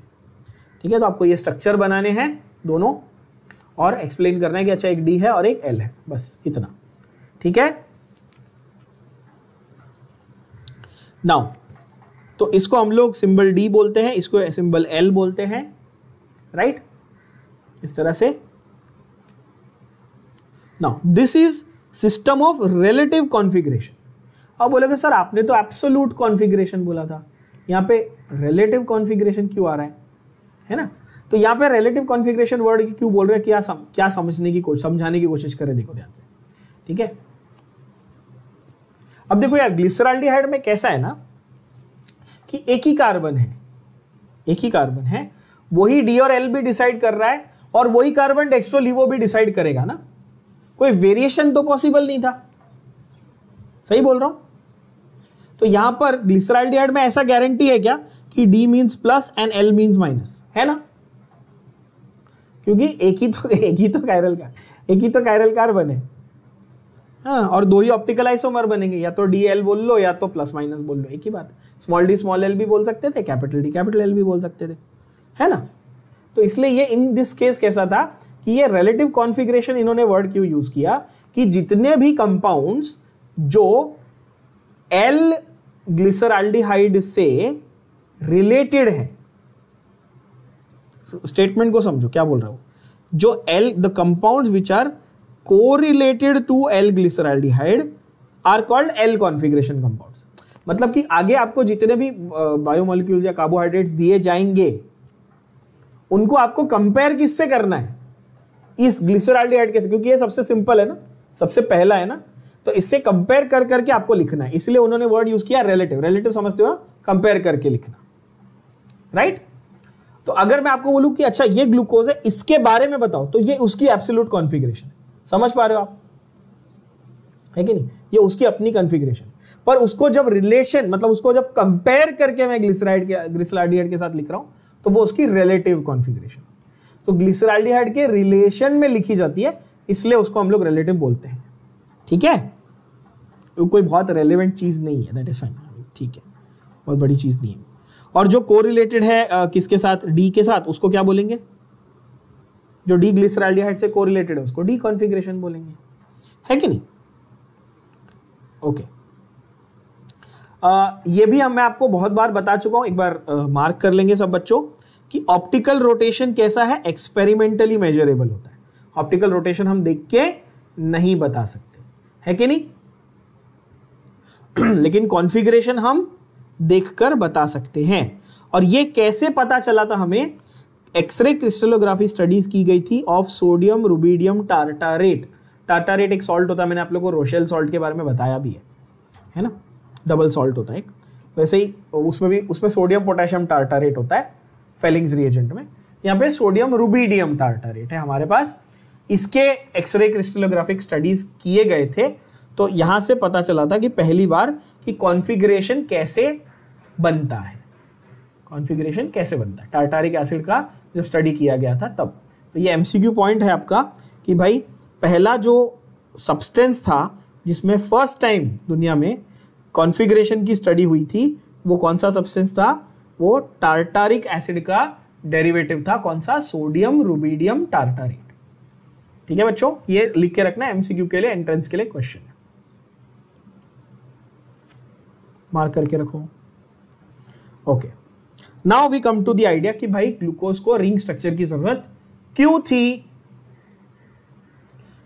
ग्लूकोज को रिंग स्ट्रक्चर की जरूरत? तो भाई इसलिए थी, देखो कि कुछ ऐसे प्रॉपर्टीज देखे गए जो फिशर प्रोजेक्शन के बेसिस पे एक्सप्लेन नहीं कर सकते थे। देखो, glucose was found to exhibit some chemical properties which could not be explained on the basis of the structure 1. What was structure 1? Structure 1 was basically Fisher projection. ठीक है? So therefore we had to assume कि अच्छा ये ring structure में होता है कभी कभी और इसीलिए ऐसी प्रॉपर्टी दिखाता है। क्या ये बात सबके भेजे में गई है ना? सेम लॉजिक हमने बेंजीन में नहीं लगाया था, आपको याद है बच्चों? केक्यूल स्ट्रक्चर्स, हमने ऑगस्ट केक्यूल के बारे में पढ़ा था, canonical structure, resonance structure of benzene. तभी भी बोला था कि दो स्ट्रक्चर की जरूरत क्या थी, क्योंकि सारी properties can not be explained on the basis of one structure, है ना? तो आप बोलेंगे ठीक है भाई, इससे हमको ये पता चला कि रिंग स्ट्रक्चर की जरूरत क्या है। अब अगला सवाल आपके दिमाग में काफी लॉजिकल सवाल आएगा कि सर वो कौन सी प्रॉपर्टीज थी, ऐसी कौन सी? क्योंकि 6 प्रॉपर्टी तो मैंने सिखा दी विद समरी जो स्ट्रेट चेन से पता चल रही थी, तो ऐसा क्या बचा जो सिर्फ रिंग फॉर्म से ही पता चल रहा है ना? तो हुआ ये, आप सोचो थोड़ा लॉजिकली, क्या रिंग फॉर्म ऑफ ग्लूकोज में एल्डिहाइड ग्रुप था क्या बच्चों? मुझे बताना, हाँ कि ना? नहीं था। जब क्लोज चेन है तो एल्डिहाइड ग्रुप बचा ही नहीं था, ये मैंने दिखाया ना आपको, प्रूफ करके दिखाया। तो हो क्या रहा था कि भाई जो एल्डिहाइड वाला रिएक्शन है, एल्डिहाइड प्रूफ करने के लिए कौन सा रिएक्शन किया था हमने? ऑक्सीडेशन किया था, ग्लूकोनिक एसिड बनाया था, या कार्बोनिल ग्रुप प्रूफ करने के लिए हम ग्लूकोक्साइम बनाते थे, है ना? तो वो रिएक्शन कभी हुआ कभी नहीं हुआ। जब हुआ तो बोला अच्छा एल्डिहाइड ग्रुप है, फिर सेम ग्लूकोज मॉलिक्यूल ले रहे, फिर भी नहीं हो रहा। तो ऐसा फिर एल्डिहाइड ग्रुप कहाँ गया? समझ रहे हो? ये सवाल है कि एल्डिहाइड ग्रुप कहाँ चला गया, कैसे गायब हो गया भाई? तो ये प्रूव करना पड़ा कि भाई कुछ ऐसा चेंज आया है स्ट्रक्चर में जिसे एल्डिहाइड ग्रुप अब it is not there anymore, है ना? And that is how we migrated towards the idea कि अच्छा वो एल्डिहाइड ग्रुप आपस में अल्कोहल से रिएक्ट करके ये बना दिया रहेगा, ऐसा अजम्पशन, इस हाइपोथेसिस पे ये पूरा स्ट्रक्चर तैयार किया गया। सोच रहे हैं आप, समझ रहे हैं कैसे हो रहा है? सो अब आते हैं हम लोग इस पे, किस पे? रिंग स्ट्रक्चर पे। चलो, तो ग्लूकोज के 2 साइक्लिक स्ट्रक्चर भी है, जैसे कि डी और एल फॉर्म थे, फिशर में 2 थे, है ना? वैसे ही 2 साइक्लिक स्ट्रक्चर भी हैं जो आपस में एक दूसरे से कैसे हैं, इक्विलिब्रियम में है। Now they have shown that on where figure here. Now what are the cyclic structures? Try and understand. And the cyclic structure that I had drawn for you and what you can see on your screen now are actually the same, but they look very different. Let's try and understand how this is happening. Okay? ये आपका glucose है, ये तो सबको बनाने आता है। बीच में मैंने आपको क्या कहा था बच्चों कि आप क्या अज्यूम करेंगे कि बॉस ये जो एल्डिहाइड ग्रुप है ये इस अल्कोहल के साथ रिएक्ट कर लेता है। पहले क्या कर लेता है? ये एल्डिहाइड इस अल्कोहल के साथ रिएक्ट कर लेता है और क्या बना देता है? बीच में एक ऑक्सीजन, और ये एल्डिहाइड ग्रुप खत्म हो जाता है और ये OH ग्रुप खत्म हो जाता है, बीच में एक ऑक्सीजन का बॉन्ड बन जाता है। बट जो नया स्ट्रक्चर तैयार होता है वो कैसा दिखता है? अब फर्स्ट कार्बन पे एक OH ग्रुप है, फर्स्ट कार्बन पे क्या एक एक्स्ट्रा क्या बचा हुआ है? OH ग्रुप है फर्स्ट कार्बन पे।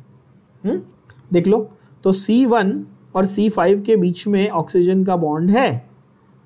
आप बोलेंगे ठीक है, जो स्मार्ट बच्चे वो ये सोच रहे होंगे कि COC बॉन्ड है, मतलब कुछ ईथर जैसा दिख रहा है COC बॉन्ड, शायद ऐसा सोच रहे होंगे लोग, है ना? COC मतलब ईथर, ROR मतलब ईथर होता है ना। खैर आऊंगा मैं, उस पर आ रहा हूँ, फंक्शनल ग्रुप कौन सा है उस पर आ रहा हूँ। तो यहाँ पर आप देखेंगे कि COC बॉन्ड है, यहाँ पे भी COC बॉन्ड है, पर नोटिस करो बच्चों कि ये OH ग्रुप यहाँ पे लेफ्ट साइड पे है, OH ग्रुप यहाँ पे राइट साइड पे है ना? और ये जो कार्बन पहले कायरल नहीं था, अब ये कायरल बन चुका है, इसलिए इसका नाम क्या रखा था याद है ना? एनोमेरिक बनाया था, एनोमेरिक, है ना? Anomer, anomeric carbon.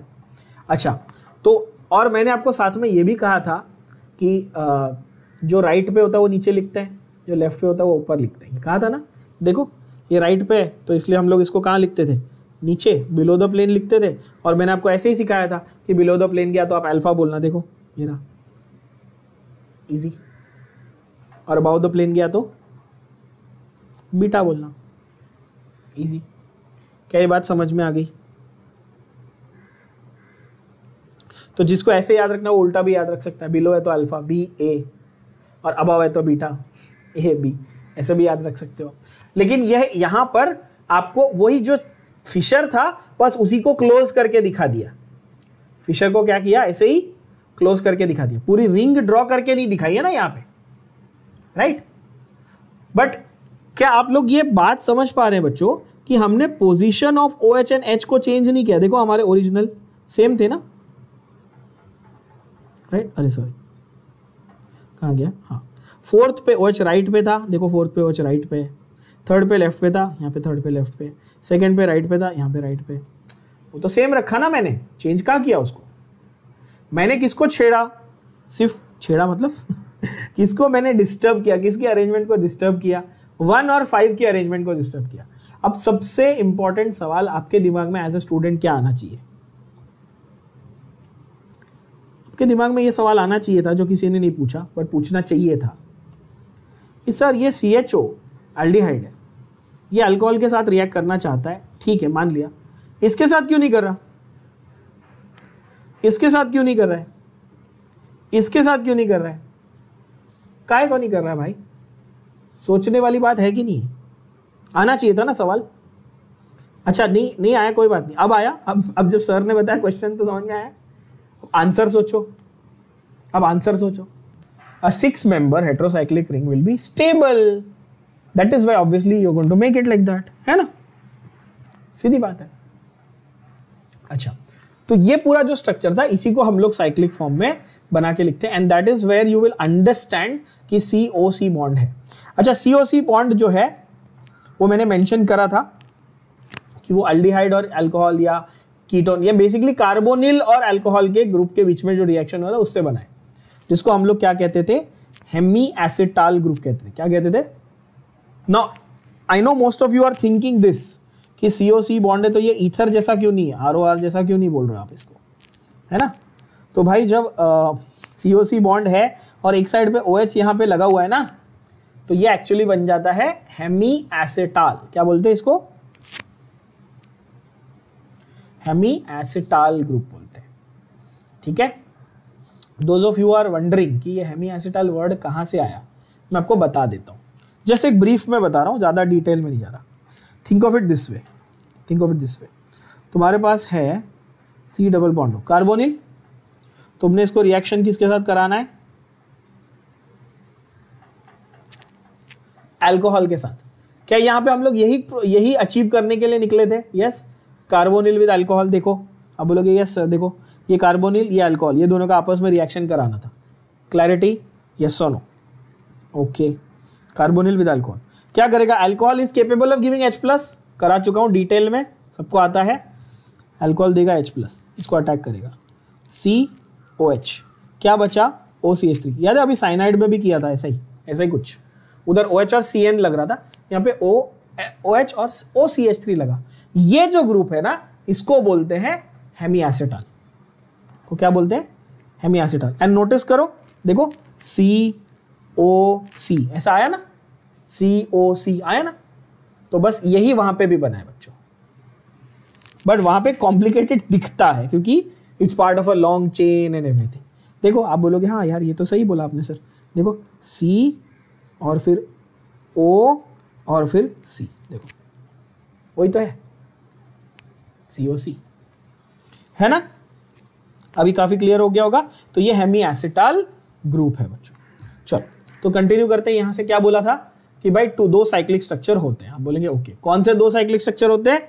ये सबको पता चल गया, अल्फा और बीटा। आपने नोटिस करा मैंने जो ड्रॉ कराए थे वैसे ही यहाँ पे भी बनाया, alpha D beta D. L को खा गए, एल को गायब कर दिया, है ना? टोटल एक्चुअली कितने साइक्लिक स्ट्रक्चर बनाने चाहिए थे? 4 बनाने चाहिए थे ना, alpha D beta D alpha L और बीटा एल। देखा उन्होंने चुपके से सोमड़ी में एल गायब कर दिया, तुमको पता भी नहीं चला। ठीक है, अगर मैं बताऊं नहीं तो आधे बच्चे को तो रियलाइज भी नहीं हो गया, अरे हाँ यार एल तो बनाया ही नहीं है। ठीक है, क्योंकि नेचुरल शुगर डी होते हैं बच्चों। हाँ ओके चल, तो 2 साइक्लिक स्ट्रक्चर उन्होंने आपको दिखा दिए।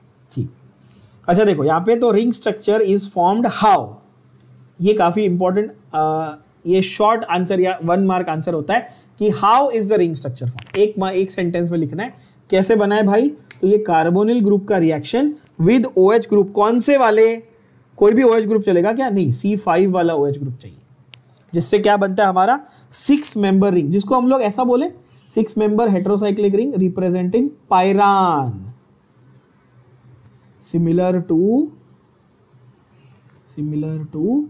पायरान, जिसमें एक ऑक्सीजन बीच में, उसको पायरान बोलते हैं। बाय द वे इसमें का जो फंक्शनल ग्रुप है वो है hemiacetal functional group, thus the ring structure is a hemiacetal, hemiacetyl मत बोल देना गलती से बच्चों, हेमी एसिटाल। एसिटाल क्यों, क्योंकि वो एल्डिहाइड ग्रुप से आया था। अगर कीटोन से आता फ्रुक्टोज में तो क्या बोलेंगे, दिमाग लगा लो, फटाक से बताओ, हेमी कीटाल। फ्रुक्टोज में सेम चीज जब कीटोन के साथ हो रही है तो क्या बोलेंगे, हेमी कीटाल, हेमी कीटाल बोल देंगे, कौन सी बड़ी बात है, बोलेंगे ठीक है चलो। ओके, तो इनमें they differ, the two structures differ only in configuration of C1। C1 क्या है, C1 एडिशनल कायरल सेंटर है that resulted from the ring closure. मैंने जो बात बोली वही सेम अलग भाषा में यहां लिखी हुई है, देखो, the difference is in the configuration around C1, ऐसा बेटर होता ना बोलना, कॉन्फ़िगरेशन अराउंड C1 अलग है। C1 क्या है, C1 है एडिशनल कायरल सेंटर या न्यू कायरल सेंटर या एनोमेरिक सेंटर। कैसे बना था वो, जब रिंग क्लोजर हुई थी तो वो बना था, पहले नहीं था, अब बन गया, सही है।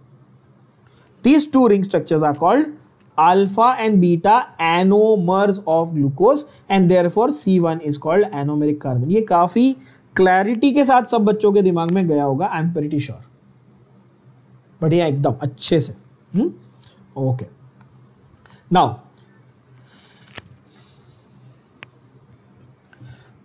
so then now we know that the ring contains what, सारी चीजें डिटेल में बता चुका हूँ।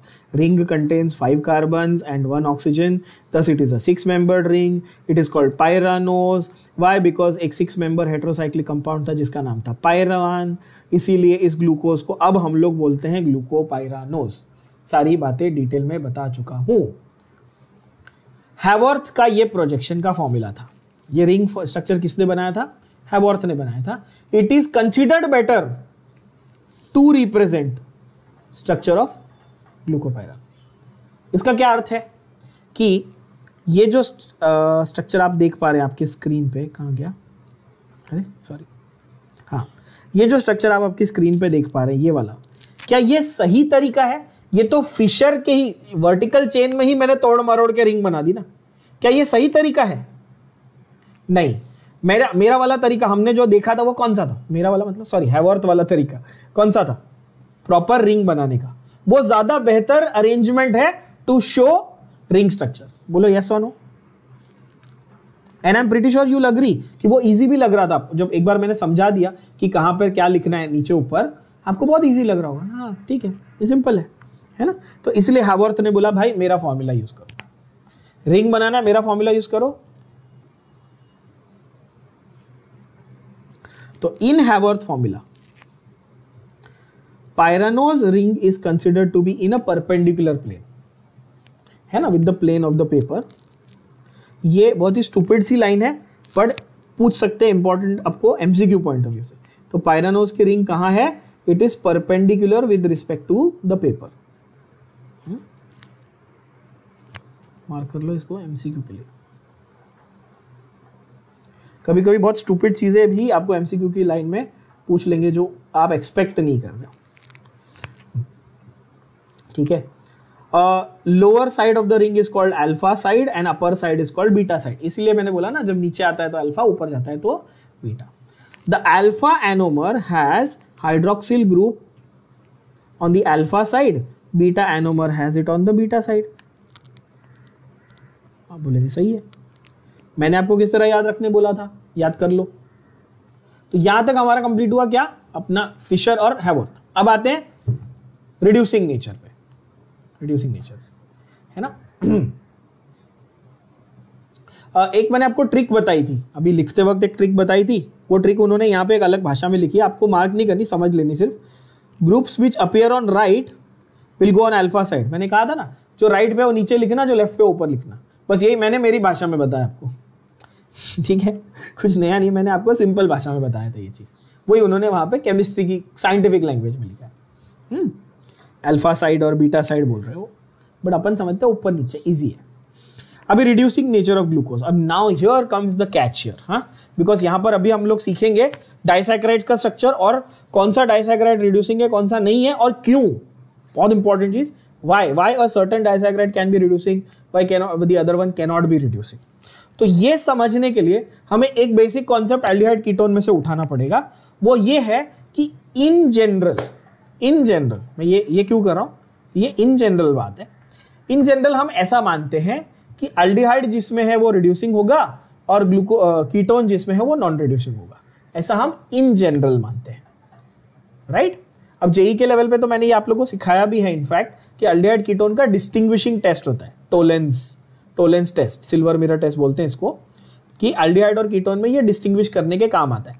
एल्डिहाइड ये टेस्ट देते हैं, कीटोन ये टेस्ट नहीं देते, क्यों, क्योंकि एल्डिहाइड में रिड्यूसिंग प्रॉपर्टी होती है, कीटोन में नहीं होती, ऐसा हमारा जनरल कॉन्सेप्ट बोलता है, ठीक है, एल्डिहाइड कीटोन का।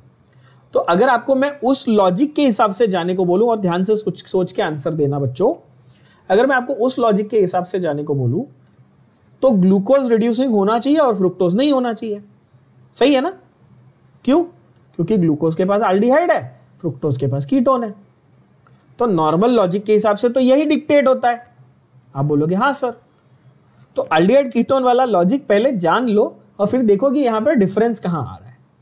क्यों, क्योंकि रियलिटी में फ्रुक्टोज भी एक रिड्यूसिंग शुगर है, इवन दो इट हैज क्या, कीटोन ग्रुप। तो जब हम लोग open chain normal aldehyde ketone की बात करते हैं, जैसे कि एसिटाल्डिहाइड, प्रोपानोन, ये सब नॉर्मल है, एसीटोन वगैरह, तो वहां पर हम वो लॉजिक लगाएंगे, ठीक है। पर यहां पर हमें क्या समझना है, जरा समझो। तो hemiacetal group of glucopyranose is basically a potential aldehyde group. Hemiacetal एक पोटेंशियल एल्डिहाइड है। हम लोग सर इसका मतलब क्या है, हेमी एसिटाल पोटेंशियल एल्डिहाइड है, इसका ये मतलब है कि जब मैं रिंग से चेन में जाऊंगा, उल्टा हैवर्थ से फिशर में जाऊंगा, तो वो हेमी एसिटाल अब एल्डिहाइड बन जाएगा। एवरीवन अग्रीज ऑन दिस, आप बोलोगे हाँ, हेमी एसिटाल एल्डिहाइड बन जाएगा। That is why they have used the word it is a potential aldehyde group. And जहां हेमी एसिटाल या हेमी कीटाल प्रेजेंट है ना, वहां पे आपको रिड्यूसिंग प्रॉपर्टी दिखेगी, इवन दो आपको टेक्निकली डायरेक्ट एल्डिहाइड या डायरेक्ट कीटोन नहीं दिख रहा है, लेकिन इनडायरेक्टली वो है, छुपे हुए फॉर्म में, पोटेंशियल फॉर्म में। समझ पा रहे, जब जरूरत पड़ेगी तो वो बन जाएगा और रिड्यूसिंग प्रॉपर्टीज देगा, ऐसा वो कह रहे। तो इसीलिए ग्लूकोज जो है वो पॉजिटिव टोलेंस टेस्ट और पॉजिटिव फेलिंग टेस्ट देता है।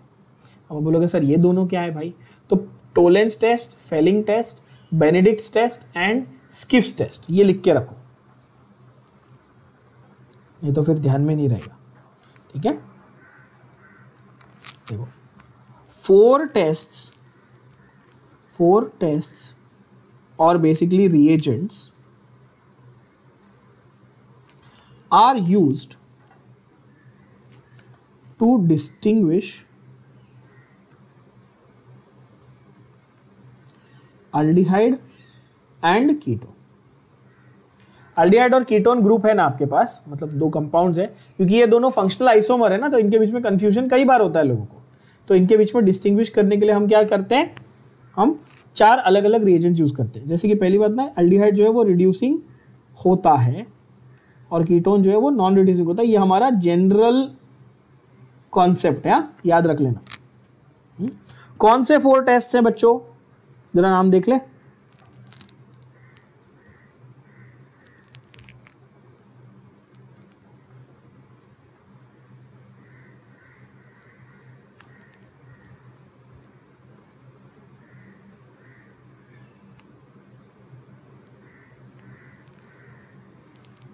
कौन से 4 टेस्ट है? सबसे पहला है फेलिंग्स टेस्ट,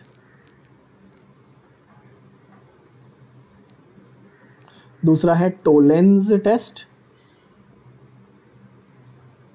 तीसरा है स्किफ्स टेस्ट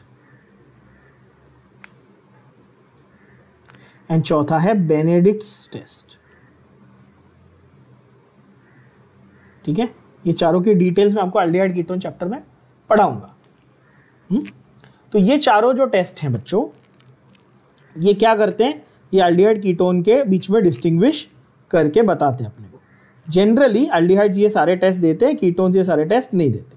ये बात भी क्लियर है सबको, है ना? तो हमारा नॉर्मल अजम्पशन, फिर से दिमाग में रखना, कंफ्यूज मत होना, हमारा नॉर्मल अजम्पशन है कि एल्डिहाइड ये टेस्ट देने चाहिए, कीटोन ये टेस्ट देने नहीं चाहिए। बरोबर है बच्चों? ये हमारा नॉर्मल अजम्पशन, और ये सही भी है, ये एल्डिहाइड कीटोन में पढ़ेंगे हम लोग। पर यहां पर ये हो रहा था कि ग्लूकोज जिसमें एल्डिहाइड ग्रुप है वो तो रिड्यूसिंग शुगर है, ठीक है, तो इसलिए आप देखो तो यहां पे लिखा हुआ है कि glucose gives positive Tollens test and Fehling test. पर फ्रुक्टोज जो हम एक्सपेक्ट नहीं कर रहे थे क्योंकि वो कीटोन है, फ्रुक्टोज भी रिड्यूसिंग टेस्ट देने लग गया था। ठीक है, and fructose is a reducing sugar. देखो, and this is why the confusion was there, right? So that is why we had to come up with a, अब नेचुरल फॉर्म में जो ग्लूकोज है वो पॉजिटिव टोलेंट टेस्ट दे रहा है, positive Fehling test दे रहा है। इसका मतलब कि ग्लूकोज रिड्यूसिंग शुगर है। क्या है? ग्लूकोज रिड्यूसिंग शुगर है ना? आप बोलेंगे हाँ ठीक है। अब नेक्स्ट लाइन जो है पैराग्राफ की, ये कुछ बच्चों को कंफ्यूज कर सकती है, तो पहले क्लैरिटी लाना लाइफ में। देखो, fructose is laevorotatory, naturally fructose is laevorotatory. आप तुरंत कूद के बोलोगे सर आपने तो बोला था सारे नेचुरल शुगर डी फॉर्म होते हैं। हाँ, तो मैंने ये भी बोला था ना कि कैपिटल डी के साथ नेगेटिव जा सकता है, ये भी बोला था। और तुमको लीवो का मतलब क्या है? नेगेटिव साइन, तो डी के साथ नेगेटिव हो सकता है। कहाँ मना किया मैंने? मना किया है क्या? नहीं। तो कंफ्यूज नहीं होना है। क्या ये पॉसिबल है कि फ्रुक्टोज कैपिटल डी होते हुए भी नेगेटिव, यानी कि नेगेटिव रोटेशन दिखाए? हाँ, पॉसिबल है। क्या ये बात भेजे में गई सबके? हाँ, तो अपने अजम्पशंस को थोड़ा सा संभालो और समझो। तो फ्रुक्टोज की स्पेसिफिक रोटेशन क्या है? -92.4 है। क्या है? -92.4। याद करो ग्लूकोज की वैल्यू क्या थी? +52.7 डिग्री थी। किसकी? ग्लूकोज की वैल्यू। और फ्रुक्टोज की क्या है? -92.4। तो ग्लूकोज नेचर में डेक्स्ट्रो रोटेटरी, डी फॉर्म तो दोनों होते हैं, तो सवाल ही नहीं है। ग्लूकोज डेक्स्ट्रो रोटेटरी होता है, फ्रुक्टोज लीवो रोटेटरी होता है। सही है ना? इसीलिए ग्लूकोज को डेक्स्ट्रोज बोलते हैं, लेकिन फ्रुक्टोज को लेव्यूलोज बोलते हैं। समझे कि नहीं समझे? समझे? लीवो रोटेटरी है ना, तो लेव्यूलोज बोलते हैं। करेक्ट? क्या लेव्यूलोज हम खा सकते हैं? हमारा बॉडी, हमारे सेल्स जल्दी अब्सॉर्ब नहीं करता इसको, है ना? अच्छा, खैर, अब फ्रुक्टोज रिड्यूसिंग शुगर भी है। चलो, लीवो रोटेटरी है तो मान लिया, वो तो रीडिंग थी, हमने को हमारे हाथ में कुछ नहीं था, रीडिंग आई, हमने मान लिया भाई -92।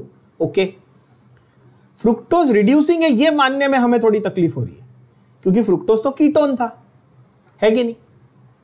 तो यहां पर फंडा ये था बॉस कि वो रिंग स्टेट में एग्जिस्ट कर रहा है। कैसे ये कर रहा है? वो रिंग फॉर्म में एग्जिस्ट कर रहा है, फ्रुक्टोफ्यूरानोज फॉर्म में। किस फॉर्म में? फ्रुक्टोफ्यूरानोज फॉर्म में एग्जिस्ट कर रहा है। और यहां पर भी वही था कि भाई it is similar to furan which is a 5 member heterocyclic ring and all that. And because it has hemiketal group, that is why it is able to give us the reducing character वाले reactions. तो क्या ये exception आप लोगों को समझ में आया बच्चों कि फ्रुक्टोज में कीटोन ग्रुप था, तो हम एक्सपेक्ट नहीं कर रहे थे कि वो रिड्यूसिंग नेचर वाला होना चाहिए, पर उसके रिंग स्ट्रक्चर में हेमिकीटाल होने की वजह से वो एक्चुअली हमें रिड्यूसिंग एजेंट वाला काम करके देता है ना। चीज ध्यान में रख लेना। अब आते हैं हम लोग किस पे, हमारे डाइसैकराइड्स पे। डाइसैकराइड्स को हमने क्लासिफाई ऑलरेडी कर लिया है और डाइसैकराइड्स का मॉलिक्यूलर फॉर्मूला भी देख लिया, ये याद होना चाहिए। चलो बताओ डाइसैकराइड्स का मॉलिक्यूलर फॉर्मूला क्या होना चाहिए बच्चों?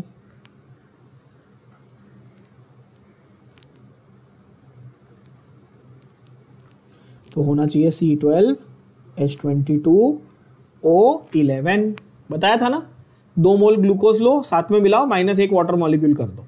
इजी तरीका बताया था मैंने, राइट? अच्छा, तो disaccharides give rise to 2 units of monosaccharides on hydrolysis. Monosaccharide same भी हो सकते हैं, डिफरेंट भी हो सकते हैं। जैसे कि मैनोज में ग्लूकोज था तो सेम, सुक्रोज में ग्लूकोज फ्रुक्टोज था तो डिफरेंट, है कि नहीं? ऑन हाइड्रोलिसिस करने के बाद, हाइड्रोलिसिस कैसे करेंगे? या तो एसिडिक मीडियम में हाइड्रोलिसिस करेंगे, विच इज ऑब्वियस, जो हमने आज देखा भी इनफैक्ट ग्लूकोज के मेथड ऑफ प्रिपरेशन में, सुक्रोज का एसिडिक मीडियम में हाइड्रोलिसिस किया था, है ना? या फिर एंजाइम्स के साथ। आप जब खाना खाते हो आपके बॉडी में ब्रेक डाउन कौन कर रहा है शुगर को? एंजाइम्स ही कर रहे हैं ना। बचपन से सब लोग स्कूल लेवल से पढ़ते आ रहे हो कि आपके सलाइवा में एक एंजाइम होता है जिसका नाम है सलाइवरी अमाइलेज, है ना? स्टार्च हम खाते हैं, सलाइवरी अमाइलेज उसको ब्रेक डाउन करता है, राइट? सबको पता, 7वीं 8वीं के बच्चे को भी पता हो। तो एंजाइम भी चलेंगे या फिर एसिडिक मीडियम भी चलेगा, बस हाइड्रोलिसिस ब्रेक डाउन करने से मतलब है। आप बोलेंगे ठीक है, इनके बीच में लिंकेज कैसा होता है भाई? The 2 units are linked by which bond, which linkage? मैंने आपको बताया है, क्या है नाम उसका? Glycosidic linkage. ये मैंने इंट्रोडक्शन में ही बता दिया था कि कार्बोहाइड्रेट्स के यूनिट्स के बीच में कौन सा लिंकेज होता है बच्चों? Glycosidic linkage. We can also call it the ether oxide linkage. We can also call it the ether oxide linkage because it is carbon oxygen carbon again, तो that is why we call it ether oxide linkage also, है ना? It is remove, it is formed by, ये बहुत ही स्टूपिड सा line है but ये एक मार्क के लिए आता है। How is glycosidic linkage form? कैसे बनता है भाई ग्लाइकोसाइडिक लिंकेज? 2 मोनोसैकराइड बीच में से एक वाटर मॉलिक्यूल निकलता है तो ग्लाइकोसाइडिक लिंकेज बनता है। क्या ये बात क्लियर है? देखो ये इसमें बाजू में लिखो, very short answer question, 1 mark. मैं जो मार्किंग दे रहा हूं उसको मतलब ऐसा प्रिजर्व करके रखना, ट्रस्ट मी, लास्ट में यही आपके काम आने वाली, यही आपका बेड़ा पार लगाएगी मार्किंग। जब लास्ट में सारे बच्चे रोते हुए आते, सर इंपॉर्टेंस दे दो, इंपॉर्टेंस। पूरे साल हमने झक मारी, इंपॉर्टेंस तो दे ही रहे हैं। चलो, तो 2 OH ग्रुप, 2 यूनिट्स हैं आपके पास, मोनोसैकराइड के 2 यूनिट है, उनके बीच में से आपने क्या निकाला? वाटर मॉलिक्यूल निकाला, तो आपका क्या बन गया? डाइसैकराइड बन गया। ठीक है, अब सवाल ये है, अब ये सवाल है कि भाई रिड्यूसिंग नॉन रिड्यूसिंग कैसे डिसाइड होगा? And this is where the catch is. Again please pay very close attention to what I am saying. At least one of the 2 monosaccharide units must use its anomeric hydroxyl group to form the glycosidic linkage. 2 monosaccharide unit हैं आपके पास, सही बात है, और दोनों monosaccharide unit में से at least 1, कम से कम 2 में से एक मॉलिक्यूल तो ऐसा होना चाहिए जो अपने एनोमेरिक कार्बन का, कौन सा वाला? अपने एनोमेरिक कार्बन का OH ग्रुप लेकर बॉन्ड बनाए। ये कंपल्शन है, ये रूल है। फिर से इस सेंटेंस को पढ़ो, फिर से पढ़ो, क्या बोला? At least one of the 2 units must use its anomeric hydroxyl group to form the glycosidic linkage. जैसे कि एक ग्लूकोज है, एक फ्रुक्टोज है। ग्लूकोज का एनोमेरिक कार्बन कौन सा? C1। फ्रुक्टोज का एनोमेरिक कार्बन कौन सा? C2। तो ग्लूकोज को अपना C1 यूज करना पड़ेगा और फ्रुक्टोज को अपना C2 यूज करना पड़ेगा। दोनों में से कम एक को तो अपना एनोमेरिक कार्बन यूज करना ही पड़ेगा बॉन्डिंग के लिए। तो अगर मैं तुमको ऐसे पूछूं कि ग्लूकोज और फ्रुक्टोज के बीच में C3 और C4 का बॉन्ड बन सकता है क्या, तो आप क्या बोलेंगे? नहीं बन सकता। क्यों? क्योंकि C3 और C4 इन दोनों के एनोमेरिक कार्बन नहीं है। गया दिमाग में? है ना बच्चों? सो बेसिकली यहां पर ग्लाइकोसाइडिक लिंकेज बना 2 यूनिट्स के बीच में, agreed and understood of course. 3 common disaccharides मैंने आपको याद करवा दिए हैं और उसको याद करने की ट्रिक भी दी थी। LMS that was lactose, maltose and sucrose, right? And out of the 3 which is the only non reducing sugar?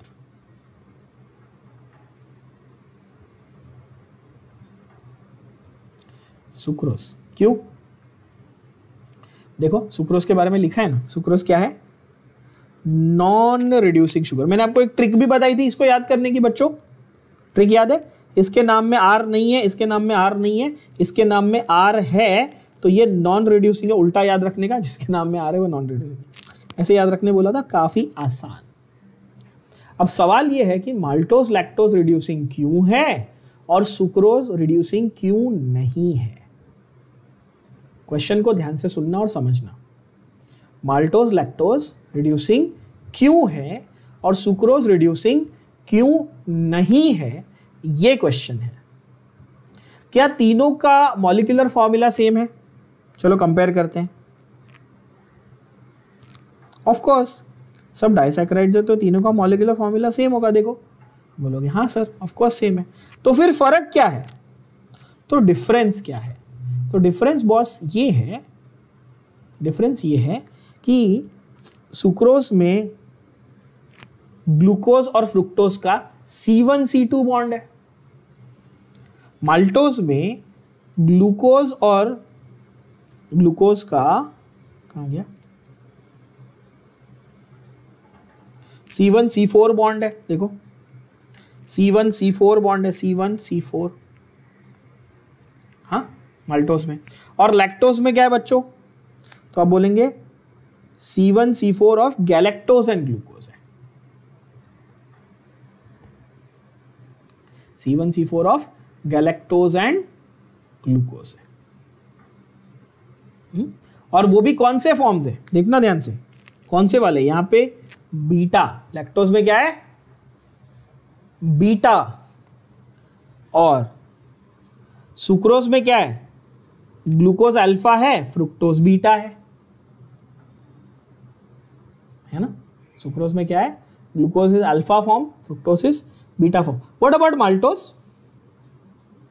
Alpha alpha है, दोनों अल्फा अल्फा है। तो अपने को डाइसैकेराइड्स को सिंप्लीफाई करना, ये बहुत कॉम्प्लिकेटेड लगता है ना, एक अल्फा एक बीटा, एक अल्फा बीटा एक बीटा बीटा, क्या है? एक C1 एक C12 एक C14, साथ में बोलेगा तो पूरा कंफ्यूजिंग लगता है ना? सिंप्लीफाई करें? चलो सिंप्लीफाई करते हैं एज यूजुअल। क्या था? पहला लैक्टोज, दूसरा माल्टोज, तीसरा सुक्रोज। सही है? आप बोलेंगे ठीक है। अच्छा अब इसको मैं रिंग फॉर्म में लिख रहा हूं, तो रिंग फॉर्म में लिखूंगा तो 6 मेंबर की रिंग को सिर्फ ग्लूकोज लिखूं कि ग्लूकोपाइरानोज लिखूं? रिंग फॉर्म है ना, रिंग फॉर्म है तो पाइरानोज लिखूंगा। और फ्रुक्टोज को क्या लिखूं? फ्रुक्टोज की फ्रुक्टोफ्यूरानोज।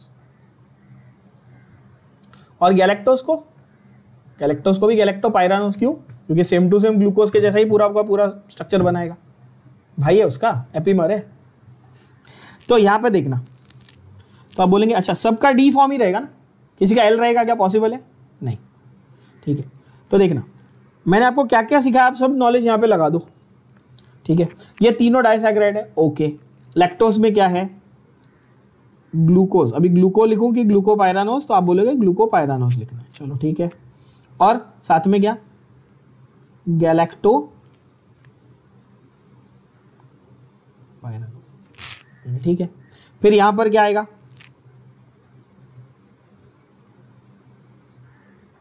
ग्लूको दूसरा भी ग्लूकोपाइरानोज, दोनों ग्लूकोपाइरानोज क्योंकि दोनों ग्लूकोज ही थे, है ना। और सुक्रोज में क्या आएगा, एक ग्लूकोपाइरानोज, दूसरा फ्रुक्टोफ्यूरानोज। अच्छा ठीक है, क्या ये भी हमने सीखा कि सब डी आएंगे? अब है चलो ये, और इसे सब नेचुरल शुगर है, सब डी है। अब इजी करते हैं, beta beta, alpha alpha, alpha beta, कितना इजी, सिंपल है ना। ओके अच्छा, C1 C4 C1 C4 C1 C2, खत्म, आसान। बोलो याद हो गया? ऐसे कॉम्प्लेक्स लगता है, बहुत आसान चीज है। C1 ऑफ, अब देखो बॉन्ड, बॉन्ड कैसे बन रहे हैं।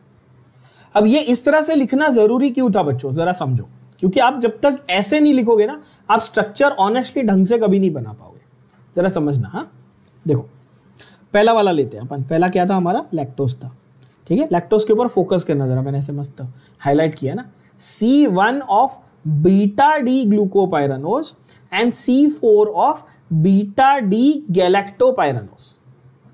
तो हमें पहले इन दोनों के स्ट्रक्चर बनाने आने चाहिए। क्या? दोनों इंडिविजुअल ग्लूकोपाइरानोज और गैलेक्टोपाइरानोज के हमको स्ट्रक्चर बनाने आने चाहिए। अग्रीड? चलो तो अभी पहले हम लोग लैक्टोज का जब स्ट्रक्चर बनाएंगे तो हम इंडिविजुअली पहले इन दोनों को बना लेते हैं। तो कैसे बनाएंगे भाई? पाइरानोज ग्लूकोपाइरानोज है, मतलब 6 मेंबर की रिंग है, ऑलरेडी बता चुका हूं ना, तो फटाफट बना लो। 5 कार्बन है, 1 ऑक्सीजन है, इस तरह से। आप बोलोगे सही है भाई, बना लेते हैं। चलो फटाफट बनाएंगे। फर्स्ट कार्बन हमारा एनोमेरिक था, सब पे मैंने वर्टिकल लाइन बनाई।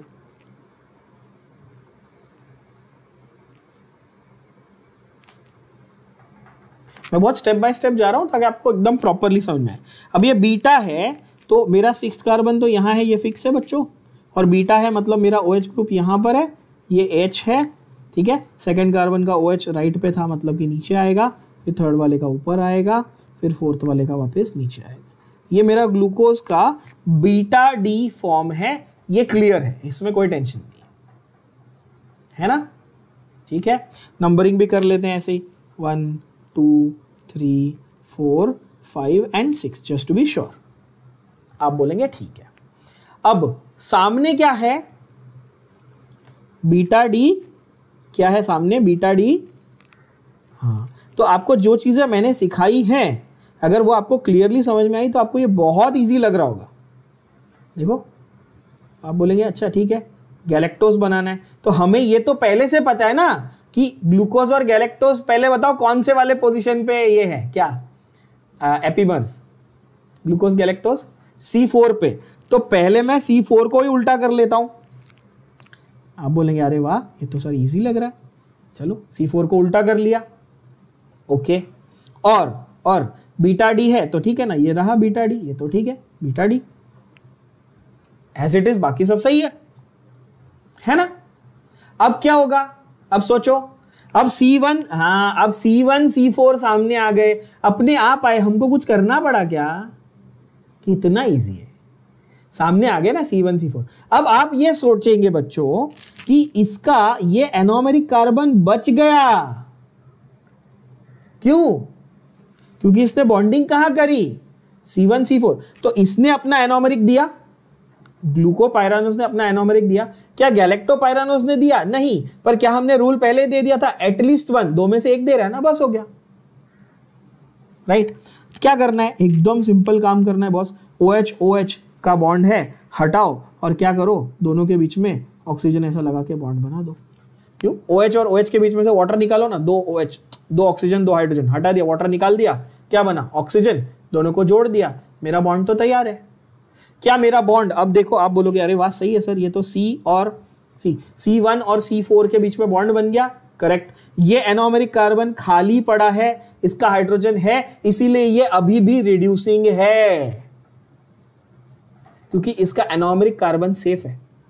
पड़ा हुआ है, जब जरूरत पड़ेगी। Anomeric carbon is what? Potential aldehyde group, भूलना मत, लिखा था ना। एनोमेरिक कार्बन क्या है? पोटेंशियल एल्डिहाइड ग्रुप है। आप बोलोगे अरे हाँ सही बात है, अभी तो मार्क किया था 2 पैराग्राफ पहले। तो एनोमेरिक कार्बन है मतलब रिड्यूसिंग होगा।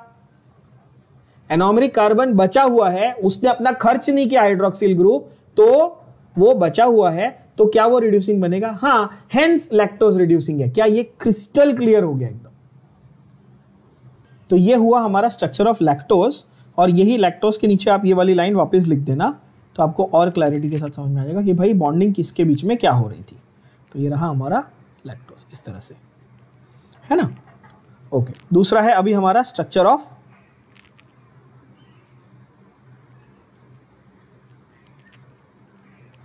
कौन? माल्टोज। तो ये तो बात बहुत इजी लगेगा अभी। अच्छा, एक चीज ऑल्सो प्लीज मेंशन हियर कि बिकॉज ये वाला जो है ना एनोमेरिक कार्बन बचा हुआ है, इसलिए लैक्टोज इज रिड्यूसिंग शुगर। हाँ, लैक्टोज इज रिड्यूसिंग शुगर, हाँ, बिकॉज ऑफ दिस, ये बिकॉज ऑफ दिस।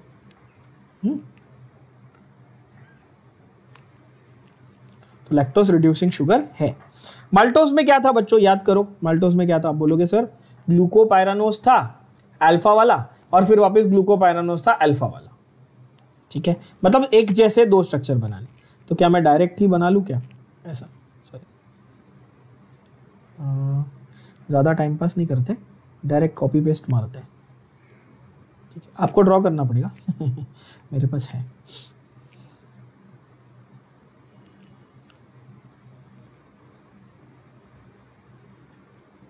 ओके, ये पूरा मेरा रेडी स्ट्रक्चर है, और यहाँ पर अल्फा बोला, अल्फा मतलब कि यहाँ पे OH नीचे H ऊपर, और ये एज इट इज यही स्ट्रक्चर आपका क्या बनेगा, सामने भी बनेगा।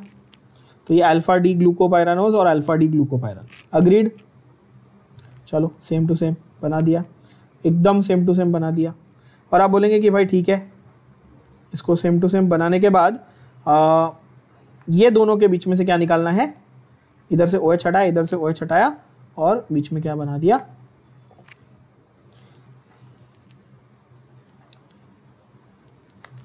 हाइड्रोक्सिल नहीं मिलेगा, 2 हाइड्रोक्सिल मिलेंगे तो ही वाटर मॉलिक्यूल निकल के बॉन्ड बनेगा ना। अब जो लोग ये सोच रहे हैं, ऐसा नहीं करना अपने को कि कार्बन और कार्बन को जोड़ देना, अपने को कार्बन ऑक्सीजन कार्बन ऐसा, तभी तो ग्लाइकोसाइडिक बोला ना। यही तो पहचान है ग्लाइकोसाइडिक की। आपने देखा होगा, मैंने मार्क भी किया ना, ईथर ऑक्साइड लिंकेज, ग्लाइकोसाइडिक को मैंने COC ऐसे बोला था। और यहाँ पर बॉन्ड आपका C1 C4 के बीच में, अगेन यहाँ पर एनोमेरिक का एक जो हाइड्रोक्सिल था वो खाली है। तो अगेन कैन आई प्रूव कि ये माल्टोज जो है ये रिड्यूसिंग है। कितनी ब्यूटीफुली आपको समझ में आ रहा होगा अभी काफी। और ये मैं इसलिए बार बार कह रहा हूँ बिकॉज ट्रस्ट मी, ये एक ऐसा टॉपिक है जो बच्चों को डिफिकल्ट लगता है। अगर आप टेक्स्ट बुक के हिसाब से जाओगे आपको डिफिकल्ट लगेगा, ऐसे कर रहे हो इजी लगेगा डेफिनेटली। ठीक है, आई am saying that with a lot of pride, not with ego, that I am pretty sure that most of you might have understood और मस्ट हैव अंडरस्टूड। ठीक है, आखिरी बट सबसे इंपॉर्टेंट कौन था? हमारा स्ट्रक्चर ऑफ सुक्रोज था। ठीक है, सुक्रोज में क्या था? क्योंकि देखो सुक्रोज में एक तो एक ग्लूकोज एक फ्रुक्टोज, फिर एक अल्फा एक बीटा, ये भी तो अलग बात थी। तो ग्लूकोज को पहले हम कॉपी कर लेते हैं। तो हमारे पास ग्लूकोज कौन सा वाला था? अल्फा था कि बीटा था बच्चों? अल्फा ही है। सुक्रोज में ग्लूकोज हमारे पास अल्फा वाला था, फ्रुक्टोफ्यूरानोज हमारे पास बीटा वैरायटी का था। तो फ्रुक्टोफ्यूरानोज धड़ाधड़ बना लेते अपन। अपने को पता है ऑक्सीजन यहाँ पे बीच में हार्ट बन गया। ओहो, इतना प्यार मोहब्बत है, मतलब देख रहे हो। हाँ, तो यहाँ पर कार्बन कार्बन कार्बन कार्बन